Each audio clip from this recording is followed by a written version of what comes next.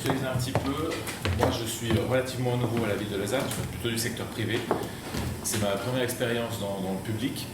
Et j'ai repris le poste donc, de chef du développement et de l'intégration, et depuis peu le Green IT, qui n'est pas que du Green IT greenwashing. Je fais un petit historique sur comment on en est arrivé là, un petit peu, qu'est-ce qui nous a conduit à avoir cette réflexion, à sélectionner une plateforme, etc. On fait un petit inventaire, je parle aussi d'architecture, et puis le qui avec 3 petits points, c'est assez important parce que si vous êtes dans ce processus d'évaluation, nous c'est vraiment un point sur lequel on a pas mal souffert, et c'est vraiment comme toute nouvelle pièce d'architecture, je veux dire, qu'on amène au sein d'une entreprise, au sein d'un environnement, il faut un petit peu réfléchir à qui fait quoi. Je donnerai une petite situation d'aujourd'hui avec une vision un petit peu sur le futur qui a déjà démarré sur un certain nombre d'actions. Donc on va rentrer dans le vif du sujet. Mais je commencerai par un petit quiz parce que c'est pas pour se gargariser, mais il y a un passif toujours dans une société. On est rarement une start-up, enfin il y en a beaucoup, mais on est tous généralement dans des services informatiques qui ont une histoire. Et en fait, ce que je voulais vous faire un petit peu, c'était un quiz. Alors un quiz, je vous rassure, ces trois éléments. Je veux juste vous rappeler à quel moment a été créé le service informatique de la ville de Lausanne, parce qu'il y a une petite histoire derrière ça. À l'époque où le service informatique a été créé, il y a cet album qui est sorti des Who. Alors je ne sais pas si les fans des Who dans la salle. C'est aussi l'année où Rouge Mécanique est sorti en salle. Et puis c'est l'année où un célèbre constructeur automobile a sorti cette voiture. Donc vous voyez bien que ça date d'il y a un petit moment quand même. Et je ne suis pas sûr que beaucoup d'entre vous étaient déjà nés, peut-être quelques-uns. Et puis peut-être plus proche de nous, de notre activité, c'est l'année où IBM a sorti ce modèle. Et pour la petite histoire, je ne sais pas si vous êtes en train de voir un petit peu l'année, mais on parle de 1971, donc 71 pour ceux qui viennent de loin. Et en fait, la petite histoire là derrière, c'est que, évidemment, en l'espace de 50 et quelques années, les choses ont pas mal évolué. Pour information aussi, en 71, donc le service informatique est créé. En 72, la ville de Lausanne commande son premier ordinateur, qui était ce modèle Système 370. On le reçoit 2 ans après, donc c'était en 72, on l'a reçu en 74. Donc à l'époque, ça prenait aussi un peu de temps pour recevoir les équipements. Mais après 50 ans, en fait, c'est là où je veux en venir avec cette petite introduction, c'est que ça ressemblait un peu à ça, enfin ça ressemble beaucoup à ça dans un système legacy. Ça veut dire que plein de choses ont été créées, plein de choses ont été additionnées, plein de choses ont été colmatées, plein de choses ont été vraiment juste connectées. Et en fait, c'est vraiment une progression. Pour ceux qui ont du legacy, ou en tout cas moi j'ai souvent travaillé dans des environnements avec pas mal de legacy, il y a un problème d'inventaire, il y a un problème de notion d'avoir vraiment une cartographie complète avec un inventaire complet de qu'est-ce qui fait quoi, qu'est-ce qui est connecté à quoi, quelles données on partage, etc. etc. Et donc, c'est un petit peu là que l'histoire commence. Moi, j'étais pas encore arrivé à l'informatique. En plus, il y avait à la même époque, il y a le CIO qui était en train de partir. Donc, il y avait vraiment en plus une phase un petit peu de transition et de remise en question sur les priorités. Et donc, il y a une première évaluation qui a été faite sur la cartographie, les flux existants, essayer d'avoir un petit peu un inventaire. Et puis, évidemment, on a trouvé une cinquantaine de flux qui étaient pour certains non documentés ou très mal documentés. On avait évidemment des flux qui étaient décommissionnés, mais qui marchaient encore, enfin, etc. Il y a plein de choses de ce genre-là. Et donc, évidemment, il y a eu une réflexion autour de, OK, il faut amener un petit peu de gouvernance là-dedans, il faut retrouver un peu nos bases. Et puis, cette réflexion, elle est venue de la part d'architecture, évidemment, mais aussi de l'aspect gouvernance, qui était vraiment de redéfinir un petit peu qu'est-ce qui étaient nos services transversaux, qu'est-ce qu'on voulait partager, qu'est-ce qu'on voulait faire exactement. Donc, cette réflexion nous a amené, en fait, à prendre une approche un petit peu, qu'est-ce qu'on souhaite faire, qu'est-ce qu'on souhaite mettre en priorité. Et en fin de compte, on retrouve un petit peu quelques mots qu'on a entendus pendant la matinée. C'est sécuriser, c'est gérer, authentifier, définir des quotas, avoir des alertes évidemment, peut-être avoir un catalogue et une série d'autres composantes. Et puis, évidemment, quand on a fini de se poser ces questions-là, ben c'est là qu'on a un petit peu pris cette décision de partir sur l'API Manager, d'avoir vraiment une notion de ok, on a besoin d'une nouvelle brique qui viendra s'ajouter à tout ce qu'on avait déjà aujourd'hui pour faire les choses d'une manière, on va dire, mieux contrôlée. Alors, c'est là qu'arrive la question de qui va faire ça et qui va s'occuper de ça.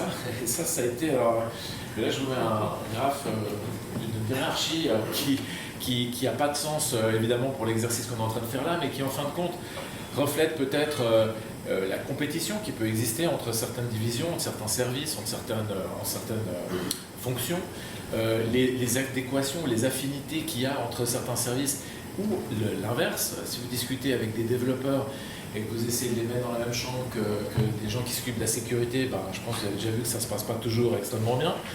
Donc voilà, on partait un petit peu aussi de ce schéma-là, puisque le service informatique, comme je le disais, le responsable informatique était sur le départ. Et donc il y avait là aussi, au niveau organisationnel, au niveau management, il y avait aussi une legacy sur laquelle il a fallu travailler. Et ça, c'est aujourd'hui le résultat de ce travail. Donc vous avez la CIO qui est rentrée en fonction il y a à peu près une année et demie et qui a refait une organisation, on va dire, de ce type-là par, on va dire, centre de compétences, par métier, par environnement. Et ce qui est important ici, c'est qu'on a fait une photo un petit peu de qui gérait quoi déjà aujourd'hui. Et évidemment, on a différents outils qui sont déployés dans chacune de ces organisations, mais vous voyez qu'il y a aussi des choses qui sont, on va dire, cross-fonction, c'est-à-dire que, évidemment que c'est la gouvernance qui donne les règles pour le firewall, mais l'exploitation du firewall, elle est au niveau de l'infrastructure.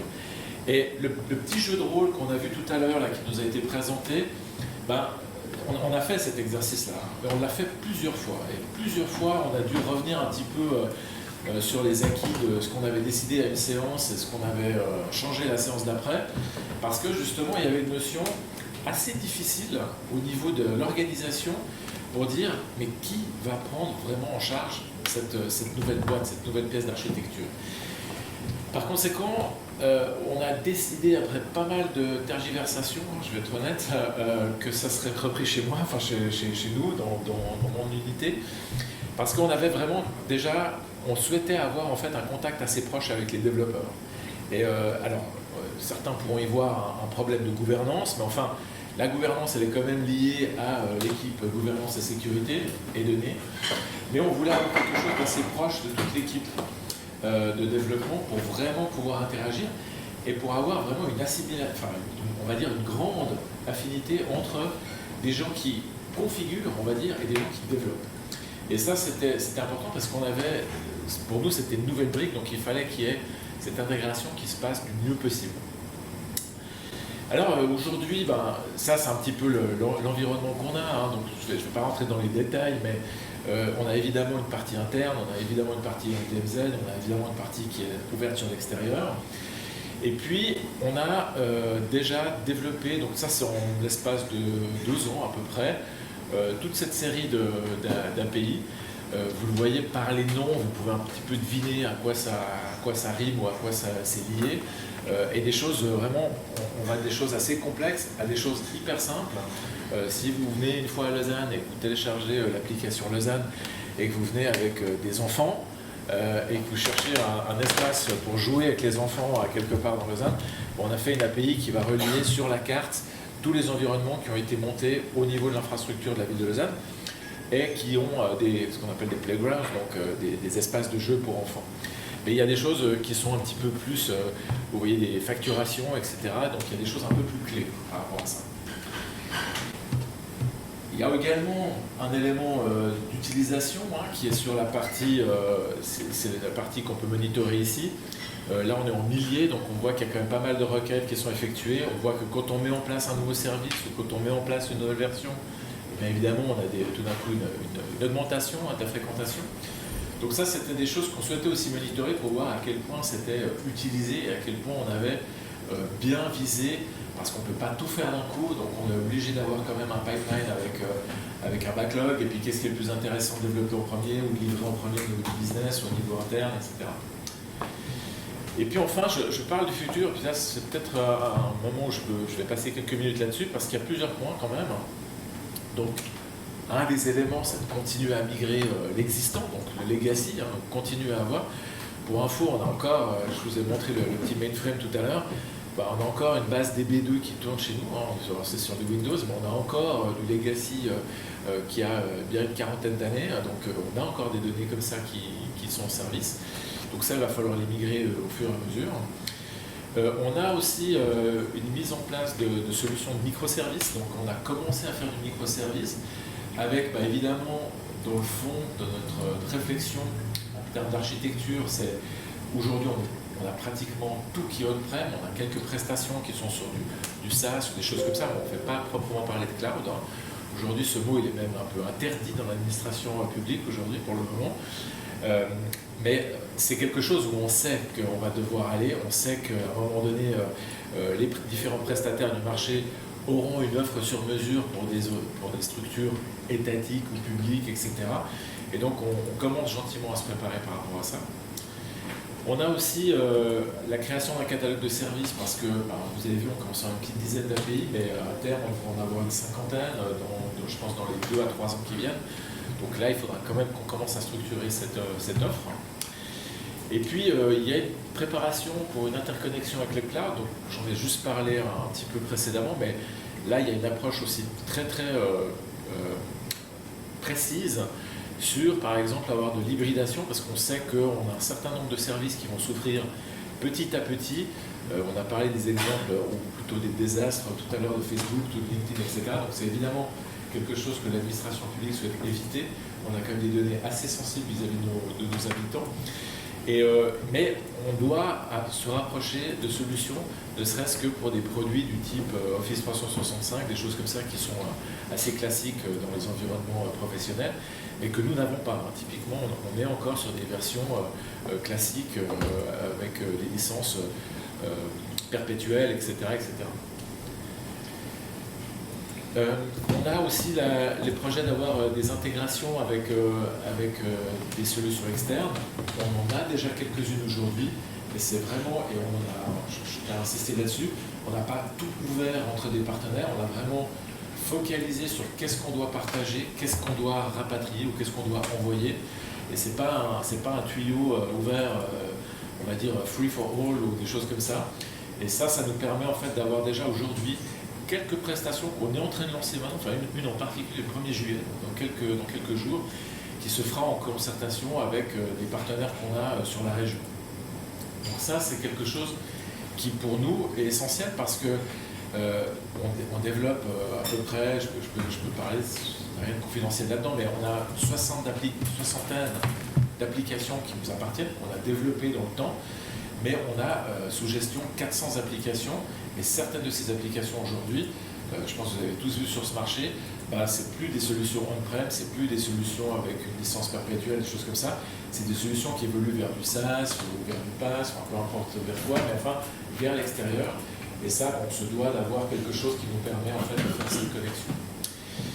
Et puis enfin, le gros mot pour la fin, Open Data.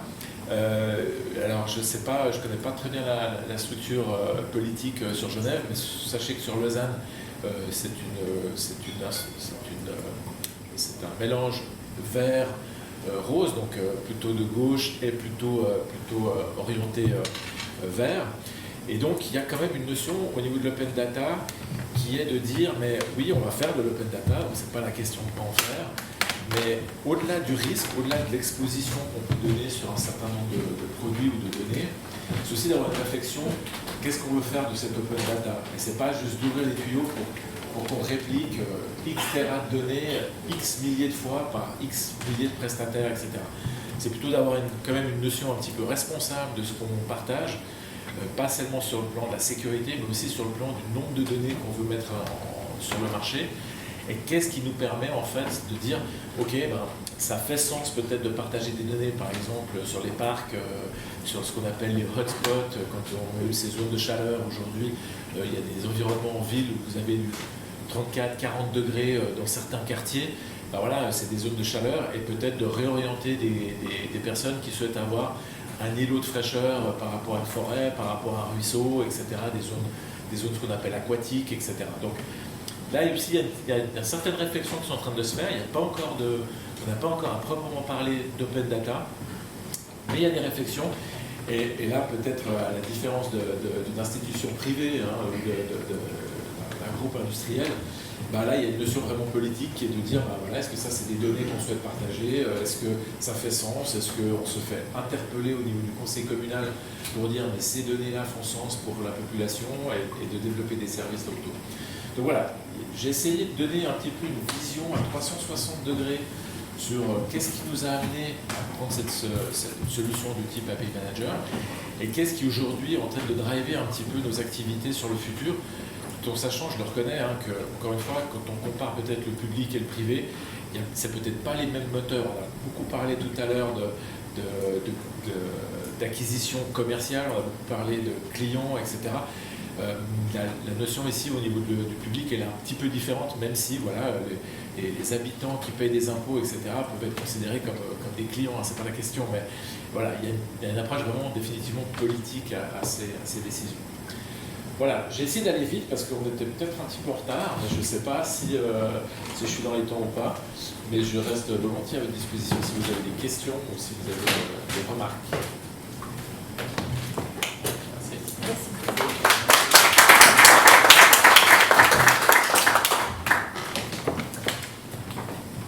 Vous avez des questions pour Antonio? Non? Pas tout de suite. Pas tout de suite, peut-être au déjeuner. Antonio, oui. Combien de temps s'est écoulé entre le début de vos recherches sur les outils et puis votre première mise en production? Je dirais quand même presque 2 ans, surtout qu'on a eu, durant cette phase-là, un nouveau CIO qui est arrivé et qui est reparti. Donc ça nous a aussi mis là sur un certain nombre de projets stratégiques, ça a mis un peu de retard là aussi. Donc je pense que s'il y a une réelle volonté, je pense qu'en un an et demi, on arrive à le faire, mais nous, ça nous a pris 2 ans, près de 2 ans et demi, je pense. D'autres questions? Dorian, tu veux ajouter des choses? Moi j'avais une question en fait, c'est plutôt pour, c'est pas pour Antonio, mais peut-être que vous pouvez répondre aussi, je ne sais pas. Voilà. C'est plus pour SmartWeb et puis un peu Axway. En fait, on a parlé là de maturity model et d'API team, de squad, etc. Du coup, comment vous voyez les types de profils finalement dont on a besoin? Vous avez parlé de nouveaux rôles, ça veut dire que vous avez aussi mis l'accent sur les people et la nécessité sans doute de réorganiser un peu les rôles. Quel type de profil vous voyez de côté SmartWeb par exemple pour aider les clients à s'y retrouver, à mettre un peu d'ordre dans la maison? Est-ce qu'il faut ces fameux API Product Owner? Comment vous voyez un peu les choses? Peut-être oui. Antonio. Alors, pour notre part, je peux répondre brièvement, c'est-à-dire que au départ, on n'avait vraiment pas de casquette par rapport à ça, on n'avait pas un rôle qui était prédéfini en fait. Donc ça, il a fallu un peu l'inventer, donc c'est quelque chose qu'on a, on a une équipe, alors je ne vais pas parler de ça, mais on est une centaine, 100, 120 personnes à peu près au niveau de l'informatique. Et puis chez moi, il y a à peu près une trentaine de personnes. Donc ce qu'on a fait, c'est qu'on a eu des profils sur lesquels on a présélectionné quelques utilisateurs qui étaient déjà relativement avancés sur d'autres plateformes, donc avec les développeurs, etc. Et eux, on les a fait migrer là-dessus. Donc évidemment, avec une formation, etc. Mais il y avait une envie, on souhaitait quand même avoir une espèce d'appropriation de l'outil vis-à-vis de l'interne. Parce que ce qui s'est passé, alors les jeux de rôle qu'on a fait pour définir qui devait faire quoi, c'est que le jour où on a été vers les personnes, je ne vais pas trahir un secret, mais le jour où on a été vers les gens qui étaient le plus proches de cet environnement-là, quand on a commencé à présenter le produit, quand on a commencé à dire tout ce qu'on voulait faire à terme, etc., il y a vraiment une grande peur, parce que c'était plutôt des gens qui venaient du réseau, donc c'était plutôt des gens qui étaient sur des couches entre guillemets basses, qui étaient oui dans du firewalling, etc., donc qui faisaient des rules au niveau du, peut-être jusqu'à du HTTP, des choses comme ça, etc. Mais quand ils ont vu jusqu'où on voulait aller, ils ont dit mais ça, enfin voilà, nous on ne veut pas faire, ça va trop loin, on n'aura pas les compétences, et ça va vraiment être une grosse, responsabilité qu'on aura du mal à combler à terme. Donc c'est là qu'on a réfléchi, qu'on a dit bon bah ok, il faudra plutôt revoir ce rôle-là pour de l'intégration, parce qu'au niveau de l'intégration, je l'ai dit tout à l'heure, on a une soixantaine d'applications, mais il y en a plus de 400 qui sont sous gestion. Donc les intégrateurs, ils voient tout passer, entre guillemets. C'est eux qui font en sorte qu'on intègre ces applications en respectant un certain nombre de règles dans l'infrastructure de la ville. Et c'est là qu'on a eu cette discussion en disant qui reprend ce rôle-là et qui s'en occupe. Aujourd'hui, on a vraiment un spécialiste avec un backup, évidemment, pour les vacances, etc. Et c'est lui qui a repris la responsabilité de cette plateforme. Mais il a d'autres rôles, évidemment. Mais sans ça, ça aurait été trop problématique, en fait. On doit avoir quelqu'un qui, en plus, peut parler avec des développeurs, qui comprend, en plus, de quoi on parle. Parce que là, il y a une notion, on l'a peut-être pas forcément vu là, mais il y a des swaggers, enfin, il y a beaucoup d'outils qu'on peut utiliser au travers de l'API Manager qui facilitent la mise en place, mais qui doit être fait en commun avec le groupe de développement. Donc c'est pour ça aussi que ça a un peu fini chez moi, parce qu'on s'est dit, vu que c'est une nouvelle plateforme et qu'on va avoir des difficultés, autant que ça reste dans notre groupe et qu'on puisse faciliter cette appropriation, plutôt qu'encore essayer d'aller dans d'autres groupes et de faire la navette entre qui doit faire quoi et comment, etc. Et cette éducation, du coup, c'est vous qui l'avez pris à votre propre compte, c'est votre communauté, la ville de Lausanne, le service informatique de la ville de Lausanne qui a fait cet accompagnement, ou vous vous faites accompagner, ou vous sentez que vous avez besoin de vous faire accompagner aussi par un peu des, je sais pas, par une société comme par exemple SmartWeb, pour vous aider à définir ces objectifs? Oui, alors au début c'est ce qu'on a fait, parce que comme j'ai dit c'était une brique neuve, donc on a dû avoir un peu d'aide externe, on a travaillé avec SmartWeb notamment sur cette partie justement définition des rôles, exercice en vrai entre guillemets de qui fait quoi, etc. Donc ça nous a aidé justement un peu à mettre on va dire à plat et à catégoriser un petit peu les différentes actions qu'il fallait entreprendre.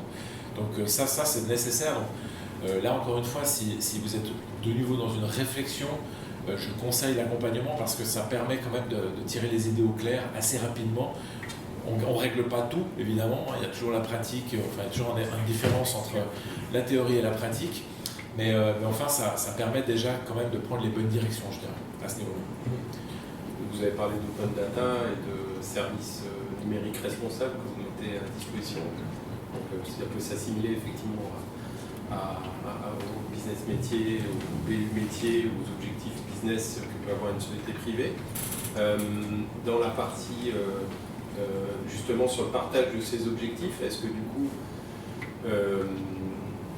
les métiers vous donnent une feuille de route et du coup vous essayez d'exécuter vous au niveau IT et du coup vous ne voyez plus ensuite, ou est-ce que vous avez monté une sorte de workshop ou de revue à un rythme que vous choisissez pour effectivement savoir si vous atteignez ces objectifs ou comment vous allez pouvoir les mesurer en fait par rapport à ce qui est... Ouais. Alors, je ne peux pas tout dire, on est filmé. mais disons que le truc, c'est que il y a vraiment, je dirais, il y a vraiment 3 niveaux, entre guillemets. Vous avez le niveau politique qui, là, va donner vraiment une direction et souhaite valider un certain nombre de choses. Donc là, en plus, les politiques sont renouvelées, entre guillemets, même si certains sont réélus tous les 5 ans. Donc ça peut quand même changer un petit peu la donne, et c'est pas pour rien qu'on fait un plan, un schéma directeur informatique qui cale plus ou moins à un mandat politique, parce que c'est pas un hasard, c'est évidemment que c'est une discussion qu'on a avec eux. Donc ça, je dirais, c'est le premier niveau. Et ce niveau, il est forcément assez...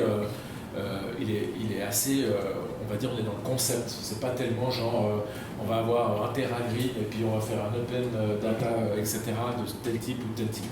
Donc ça, c'est, je dirais, la direction. Et puis après, la deuxième couche, elle est par rapport au métier, où là, il y a vraiment des métiers sur lesquels il y a une très forte demande. Donc si on prend des cas concrets de métiers aujourd'hui qui sont vraiment en train de se transformer, c'est tout ce qui est géolocalisation, etc. au niveau des villes, aussi bien au niveau des services industriels que par exemple parcs et promenades et des choses comme ça. La ville de Lausanne, pour donner quand même un ordre d'idée, hein, c'est presque 6000 personnes qui travaillent à la ville de Lausanne pour un peu moins de 200 000 habitants. C'est 400 métiers différents, c'est 39 services, donc ça fait beaucoup de gens qui n'ont pas du tout le même niveau de maturité. Vous n'êtes pas du tout sur on va dire, à la moyenne près, à quelques décimales. Non. Il y en a qui sont à 0 et il y en a qui sont à 8, quoi, et, sur une échelle de 1 à 10. Et donc, vous n'avez pas du tout la même maturité, donc pas du tout les mêmes objectifs et les mêmes discussions avec quelqu'un qui a 8 et quelqu'un qui a 1. Quoi. Et ça c'est le plus gros défi, en fait, parce que tout d'un coup, ça peut quand même arriver, pour des raisons politiques ou pour des raisons de loi ou autre chose, que quelqu'un qui a 1, il doit passer à 5. Parce que tout d'un coup, il y a une nouvelle loi qui débarque, où il doit faire quelque chose qui est dans le plan de législature des politiques. Et là, il vient de nous voir en disant, voilà, il faut absolument qu'on fasse ça pendant 6 mois, ou pendant 1 an, etc. Et puis enfin, il y a la troisième couche qui est, je dirais, plus la gouvernance et plus notre stratégie IT, où là, justement, on essaie de suivre, parce qu'on n'arrive évidemment pas à tout prévoir. Aujourd'hui, pour donner un ordre d'idée, au niveau du département informatique, on a, je ne veux pas dire de bêtises, mais plus de 108 ans de projets en cours, sur lesquels il a fallu quand même rationaliser un peu, parce qu'on n'arrive pas à en faire autant, évidemment, simultanément.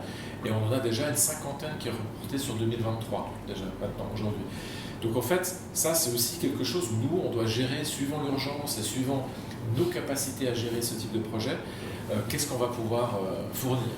Donc, pour résumer, on a un peu de tout. On a sur ces 3 couches-là, on a différents, on va dire, dénominateurs ou différents influenceurs qui vont nous donner une impulsion pour arriver plus ou moins vite avec des solutions ou avec un début de solution.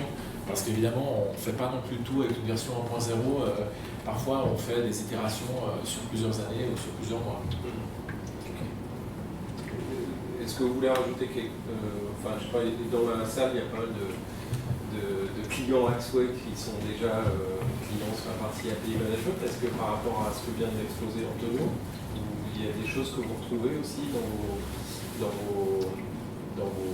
vos challenges, en fait, justement, par rapport aux utilisateurs métiers, par rapport à ces maturités, par rapport à ces ateliers, ces workshops, que vous arrivez ou pas à mettre en route? Voilà, c'est une question ouverte. Moi j'ai une question au niveau opérabilité. Parce que vous avez dit que vous avez repris ça dans la partie développement. Mais on sait bien que bien sûr c'est la production et le développement. C'est jamais le développement qui fait la production. Bon, je ne sais pas si dans la ville de Lausanne c'est comme ça. Vous voulez savoir comment vous gérez en fait d'autres profils qui vont gérer la partie runtime et la partie, on va dire, développement et faire progresser l'application. Oui, tout à fait. Alors en fait, vraiment le run, je dirais, si on parle un peu de couche, je dirais que jusqu'à l'OS, etc., ça va vraiment être la partie infrastructure, exploitation classique, entre guillemets. Par contre, pour tout ce qui est applicatif, on a, alors, dans une équipe réduite, une certaine compétence pour pouvoir faire un certain nombre de manipulations s'il y a un problème. Après, l'exploitation pure et dure, elle reste là, hein, c'est à ce niveau-là, et c'est l'infrastructure qui s'en occupe. Mais sur ces couches hautes, si on parle vraiment du produit en lui-même, par exemple pour le mettre à jour, etc., on a vraiment le product manager qui va s'occuper de cette plateforme, donc c'est l'API manager, qui lui va décider, ok, maintenant on a, je sais n'importe quoi, sur une release que vous allez faire majeure, sur des éléments qui sont intéressants pour nous, etc., qui va planifier ça et dire, ok, moi je planifie pour dans 3 mois, on fera cette mise à jour qui est importante pour nous pour tel et tel objectif. Et comme on a une solution redondante, on peut faire aussi des zones de test avec une première itération qu'on va tester, valider. Et une fois que c'est validé, on montera en production et on aura l'environnement de production qui pourrait retourner à l'équipe infra pour l'exploitation. Mais c'est nous qui gérons cette partie, on va dire, haute de l'infrastructure et de la solution. Et puis pour tout ce qui est exploitation, ça va jusqu'à l'OS. On a aujourd'hui, pour donner quand même un ordre d'idée, on a, parce que c'est 400 solutions, mais on a à peu près 1500 serveurs qui sont gérés par l'équipe de production.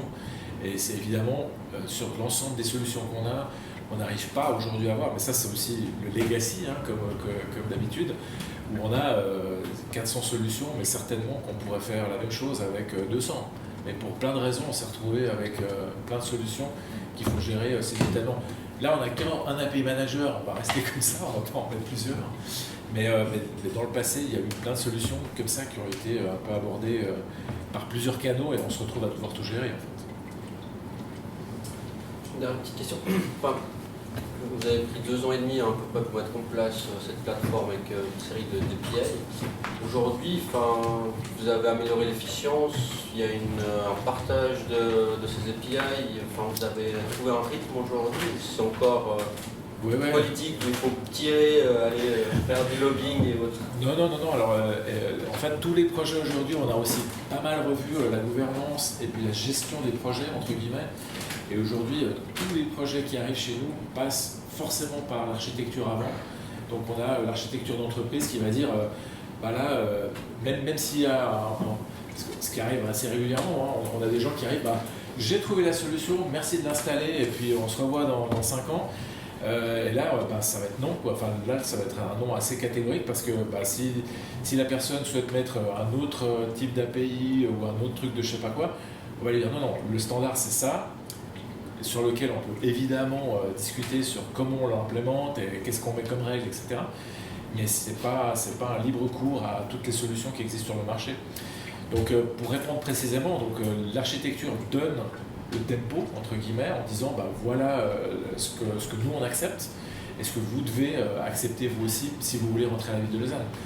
Et ça a permis aussi, c'est quelque chose, ça prend du temps évidemment, je vous ai dit il y a 6000 personnes, etc. Donc ça prend quand même du temps de modifier les usages, mais ça a aussi permis de dire que quand il y a des appels d'offres qui sont réalisés au travers de ce qu'on appelle un préavis au niveau politique, typiquement n'importe quel projet qui dépasse 100 000 francs, il faut faire un préavis, donc ça passe par la structure politique, etc. Nous, ça nous permet en les voyant passer, ça nous permet déjà de mettre nos règles dedans. Et en fait, quand on fera l'appel d'offres, on se retrouve pas en bout de chemin à être les gens qui disent non, mais on se retrouve en fait les acteurs, partenaires du client ou de la solution qu'ils envisagent, pour dire donner déjà les conditions dès le départ. Comme ça, personne ne va arriver avec des offres qui déjà collent pas, ou ceux qui ne collent pas, ils vous donneront rien, quoi. Et ça permet de gagner du temps et puis d'avoir une vraie partenariat, parce qu'à la fin, généralement, ce qui est accepté à ce stade-là, ça rentrera dans le moule, quoi. Mais c'est clair que on se serait vu il y a 3 ans, la moitié de ce que j'ai dit là serait pas valable, quoi, parce qu'on n'était pas du tout à cette maturité-là. On n'avait pas réussi aussi, pour des raisons historiques, le service informatique gère, je dirais, 80% de l'informatique de la ville de Lausanne. Mais il y a encore quelques services qui ont développé pour des raisons historiques certaines prestations, certains services, et ils ont des serveurs chez eux, quoi. Et c'est des trucs, c'est même pas forcément une informatique grise, ça s'est fait à un moment donné pour certaines raisons. Et aujourd'hui, on essaie de recadrer un petit peu ça, quoi. Et c'est clair que ça prend du temps.